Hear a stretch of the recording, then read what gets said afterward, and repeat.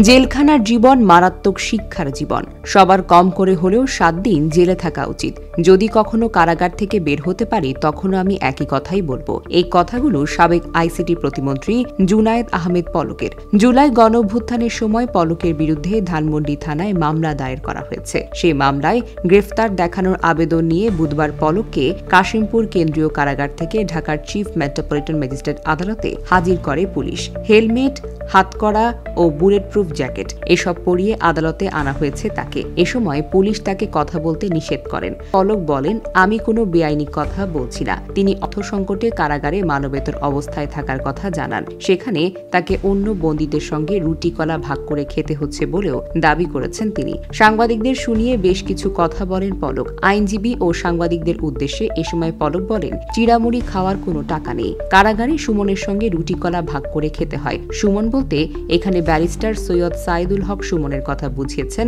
সাবেক এই প্রতিমন্ত্রী। আদালতে কথা বললেও রিমান্ড বাড়িয়ে দেওয়া হয় বলেও অভিযোগ করেছেন পলক। তিনি বলেন, আইনজীবীরা কথা বললেও রিমান্ডটা বেড়ে যায়।